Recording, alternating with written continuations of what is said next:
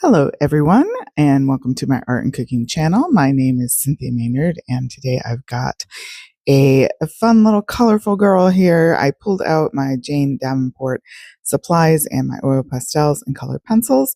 I'm also testing out a handheld microphone to see if that improves the audio in my videos. So I guess be a little bit patient with that. And here I grabbed out one of my palettes. I do have, at least from the old version of Jane Davenport goodies, I've got that Paint Till You Faint palette there with the wonderful, wonderful saturated colors. And I just put down some water in my watercolor art journal here. I've got a few different brands that work. Of course, there's the Strathmore, there is the Arteza, and then there are a few others. So I will try to remember to link them below. I've got my Jane Davenport face stencil here. I can't remember the exact name of it. I kind of got all my Jane Davenport supplies in one little spot that I grab because it's certain style to me when I'm in the mood, kind of more to have a little bit of fun, a little break from the norm, and I need some color.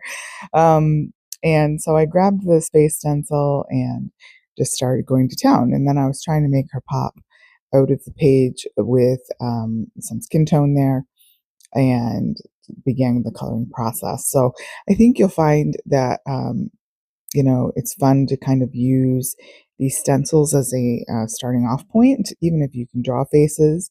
Of course, by all means, you don't need to use a stencil, but even if you're someone like me who can draw a face, it's nice sometimes to just kind of have a launching point, and then kind of see where it goes from there.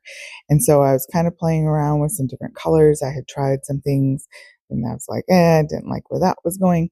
So I kind of went with the sort of blotching all the color look and went with that. Since her face kind of does take up most of the page in this instance, I felt like that was the thing to do. So I just kind of grabbed a lot of similar colors that were, brighter tones that I thought would go well together. And it's the kind of thing, it's your art journal. You do the colors that you like. You could completely do this in a great many different configurations.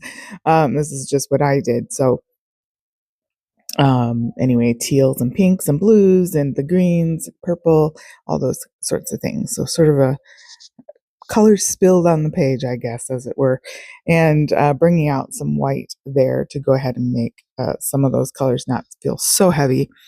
It's a nice thing about white. It can really just sort of lighten things up a little bit. And also in the whites of her eyes there, trying to make her eyes,